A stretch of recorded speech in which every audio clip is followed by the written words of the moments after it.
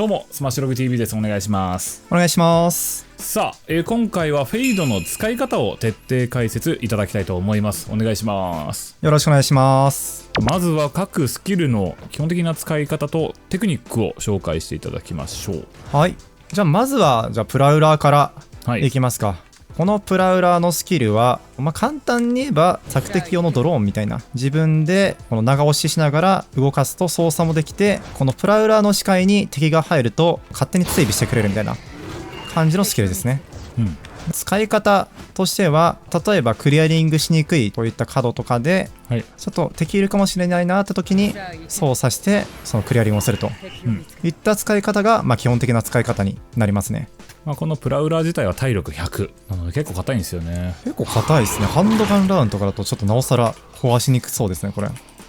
てダメージ入りましたっけ？いや、入ってないですね。ダメージは入んないか、ブラインド状態になると、噛んだらそう噛んだらブラインド状態になって、ブラインドとあとちょっと音が聞こえないみたいな、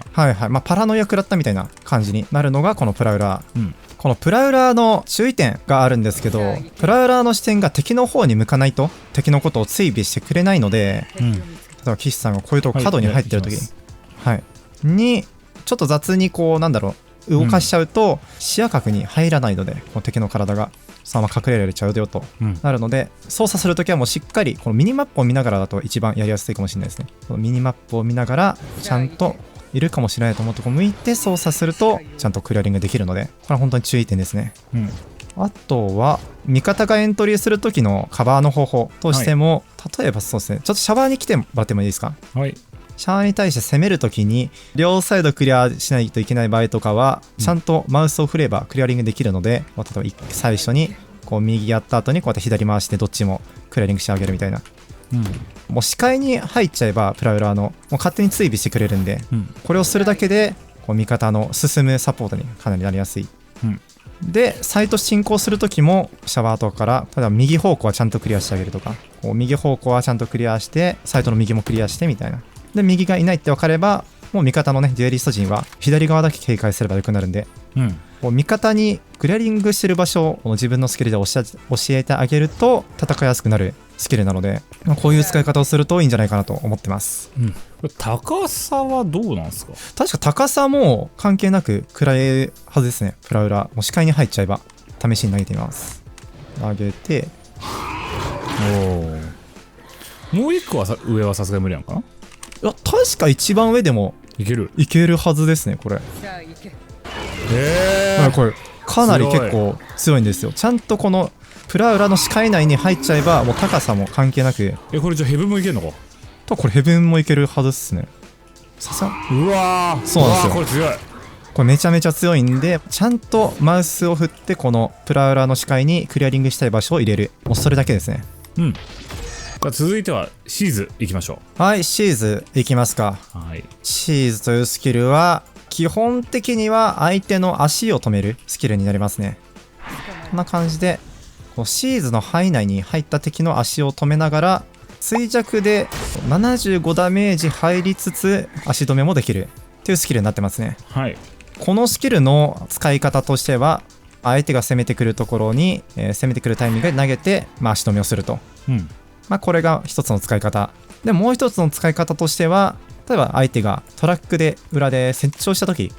レイズのペイント弾とこのシーズを合わせて、これで足止めをしてペイント弾で倒すと、これ自体は壊せないんで。そうなんですよね。このプラウラーはね、この打てば壊せるんですけど、このシーズは打ってもこれ壊せないスキルになってるんで、足止めスキルとしてはかなり強力なスキルかなと思ってます。相当優秀ですね。もう本当に優秀です。後々また出てくるんですけど、ハウントと一緒で、このスキルは自分の任意のタイミングでもう一回同じスキルのボタンを押すと自分の好きなところに落とせる、早くも落とせるし、この遠くに投げて落とせたりもする、好きな場所に結構投げれるスキルなので、うまく使えれば本当に驚異的なスキルになると思ってます。あと一つ言うのであれば、ここに落としてもらっていいですか。シーズこれ見えてる範囲じゃないと拘束されないんですよね。そうですね。KO の0ポイントかだと範囲に入ってれば食らうんですけど、はいはい、そうですね。シーズはこの弾が見えてない状態で、弾が見えてない状態で範囲内に入っても食らわないと。そうです。はいはいはい。注意点として、このちゃんと弾が相手に見えるように投げないと、この相手足止めできないので、これは本当に気をつけた方がいいですね。意外と大会でもね、この間のやっぱり少しズレがあったりとか、はいはいはいはい。で枠には入ってるんだよ。でも、そのアセントのちょうどシャッターの手前でシーズが落ちちゃってて、シャッターをこう閉めてた敵には範囲内には入ってるけど見えてないから、結果的にこう拘束できなかったっていうシーンとかもあったりとかしてたんで、 VCT で少しのズレとかでもそういうところが出てきてしまうので、シビアっちゃシビアですね。そうですね。その注意点だけ気をつければ本当にうまく使えると思います。はい。じゃあ続いてホウント。はい、ホウント、これはイメージとしては、相場のリーコンボルトとちょっと似てる感じがあるんですけど、これも自分の任意のタイミングで落とす場所を決めれるのが一つの特徴で、もう一つの特徴は結構高い位置でも、相場のリーコンよりも確か高い位置でも反応する。どこからでも見てるよっていうね。そうなんですよね。なんで定点のホウントを覚えればかなり強力なスキルになる。プラスもう一つありまして、このもう地面にうにょうにょ出てるんですけど、この索敵にかかった時にこの足元にテラートレイルが作り出されて、自分の行き先を丸分かりにされてしまう。さっき一つ目に紹介したプラウラーと組み合わせるとさらに強力になって、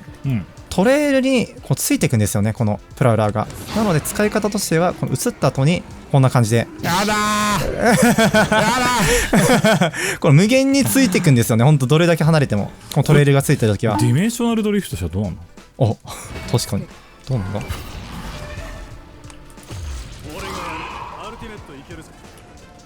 あー、これは切れるんだ。次元が変わるんだ。はいはいはいはい、なるほどね。じゃあ夜のお使いの皆様はトレイルを食らったら、ディメンショナルドリフトをするということで、トレイルについた時のプラウラーがめちゃくちゃ速いんですよ。そうなんですよね。やってもらえれば分かるんですけど、本当に速いんで壊すのも大変なんですよね。こういう風に角で待ってるとそう、このタイミングでエントリーされるともう無理ですよね。もう無理ですね、本当に。一応ホウントの弱点としては、出た時のこの目の形は体力1なんで、はいはいはい、もうクラシックでも何でもそうですね。これは体力1なんで目が出た瞬間は一発で壊せますよと。でタイミングよく壊せばマークはされないんで、はい、使われたらこの目が開くタイミングで一発打ちましょう、ってことですね。でも使う側としては逆にこれを、どのタイミングで落とすかっていうところも結構大事になってくる。壊しづらい場所に置いて逆にもう速攻で落として食らわせるとかも。なんか知り合い同士とかで練習してみるのいいですね。こういう風にホウント投げて壊してみてっつって。ですねですね。どのタイミングで壊せばいいかって意外となんか最初バーって打っちゃうとやっぱりこうリコイルコントロールしたまま、設定しなきゃいけなかったりするんで、ポンって一回合わせるだけのエイムラボみたいな感じでね、ですね、練習するといいですね。結構大きいんで壊すのは簡単です。ただそのタイミングでいろんなアビリティが来るから難しくなるんです。いや、そうなんですね。フェイドだけじゃないんで、やっぱバロラントいるのスカイのフラッシュとかも来る時もあるし、そう難しくなってきますね。ホウントやっぱ壊されたくないので、やっぱ壊されづらい場所に投げるためにやっぱ定点とかあると思うんですけど、一つの例として今回ちょっと説明しますね。ここに立ってエイムをここに合わせて、もうちょっとだけ本当に一歩ぐらい走って投げると、ここに押して、例えばシャワーを見てる敵だったりをこう映すとか、例えば、このランプのこの辺も確か映るかな、このとこも映ったりするんで、相手からすると結構不意をつくポジションになったり、コツとしてはこの落下する高さが短い方が壊しづらいですね。確かにね。こうやって上から長い距離落ちるよりも、例えばこうやってすぐ押して、それきついね。こうなると結構相手からすると壊しづらくなるので、できるだけこの落下する高さが短い方が。音が全然違う。もう一回いいですか？いいですよいいですよ。じゃあ最初高い位置で、はい、ピューンパーンって感じでゆっくりですね。はい、じゃあもう一つこうやって、うわー、これ速いね。やっぱそうです。起動するのが速くなるので、こういったところも意識して投げると本当に刺さりやすく、使いやすいスキルになるかなと思ってます。さあ続いてアルティメットのナイトフォール。アルティメットナイトフォールいきますか。これはこの赤い範囲内が出るんですけど、この赤い範囲内にいる敵の数を索敵しつつ、これもう75ダメージかな、衰弱でこの75ダメージを入れるウルトですね。実際に打ってみるとこんな感じで、これもハウントと一緒でトレイルが出ると。でこれも同じくこんな感じで無限に追いかけてる。やだすごいすごいすごいすごい本当にもう壊すか噛みつかれるまではもう一生追いかけられると、一つの特徴としては敵がいたら音が鳴るし敵がいなかったら音が鳴らない、じゃあないバージョンで。はい、ないバージョンですと、こんな感じですね。このように何も音が鳴らないと、逆にあるバージョンだとこうなんかちょっと高めの音でピーンって音が鳴って、敵の数を教えてくれると。1人マークとかね。そうですね。今1人だからちょっと分かりづらいんですけど、これ3人とかそういうこと人数が増えていくとピンピンピンっていってそれ分かりやすかったり。これどうなるんですか。じゃあ打ってもらいます。はいはい。ああでも反応しないですね。もう1人だけですね。1人マークなんだ。はい。みたいな感じで敵の数を教えてくれる。プラス衰弱で75ダメージ入りトレイルも出してくれるって感じになりますね。まあ僕側視点だとナイトフォールを食らうとやっぱりこう音が聞こえなくなっちゃうんで、そうですね。挟まれちゃうかなとか、銃声も聞こえないから狙われた感じもしないし、なかなかこう動きづらいですよね皆さん。ですね。これそうです。音がもう消えるんですよね。はい。なのでこれ食らった後に敵が走ってきても音が聞こえないと。なんとなく聞こえるかもみたいなパラノイア状態ですね。はい。まあ使い方としては結構ブリーチのウルトにも似てるかな。まあ言えばこの赤い範囲内に敵を入れてちょっと相手を戦いづらくするみたいな。バインドですとシャワーから使うのは結構使いやすいですかね。シャワー。はい。シャワー取った後にこの例えばサイト裏とかに敵がいたりすると、そうですね。こうシャワーからこの赤い範囲内に敵を入れて、やばい。ピコンってなったらこの足元にトレイルが出るんで、このトレイルにこのプラウラーを流すと。何も見えない真っ暗。ナイトフォールの切るタイミングってどこがいいとかってあるんですか。そうですね。攻めだったらもうサイトに攻めるときにもう雑に打っちゃえば割といいんですけど、もうバッて打ってもう見つけたらプラウラー入れるみたいな感じんですけど、ちょっと守りはそうですね。3つかな。3つ。はい、大まかに。1つ目はよくあるリテイクのタイミングまで残しておいて、相手が設置後に打ってこれリテイクすると、これでもしこの範囲内に敵がいたらプラウラー入れて削点もできるし、もし反応しなかったらもうそこにはいないってことでクリアリングもできるので簡単に前まで詰めれると、これが1つ目ですね。はい。2つ目はもうシンプルに相手が攻めてきた段階、バトンこれで返してまたと、うわー無理こうやって返すと、一つはこうやって足止めもできますし、もう一つはその場所に何人攻めてきてるかも分かるんで、例えば5人移ったらもう他の場所見る必要はないんで、もうそれで寄っちゃえばいい。で逆に移らない人もいたらちょっと他もあるかもしれないぞと警戒することもできるんで、カウンターで使うのもかなり強いですね。今のは強かったな。もう入りたいタイミングで全部返ってきたからそうなんですよ。これほんと強いんですよね、シンプルに。で最後に3つ目、これちょっとテクいんですけど、例えば残り時間が30秒ぐらいになったぞと、そのタイミングでマップの端っことかに、今回だとシャワーとかに打って索敵スキルとしてこのウルトを使える。そうするとシャワーいるぞってなって、これはシャワーにいるってことは A 攻めなんじゃないかってなって、こう人数を寄ることができる。打ち得なんですよね。そうなんですよ。避けられないんで、この範囲内にいたら絶対に。それは避けれるかもしれんなこれかオーメンのシュラウドステップで頑張って避けるぐらいしかできないから。そうっすね。もう打って移ったら止める。はい。今アデさんと同じ視点で1人マークとかアナウンスしてくれるんですよね。1人マーク。それだけでいいんだよね。いやそれだけで本当にいいんです。それでもうそこに何人いるか分かるんで、もし参考にしたい方は VCT のメインイベントでゼータ対リジェクト、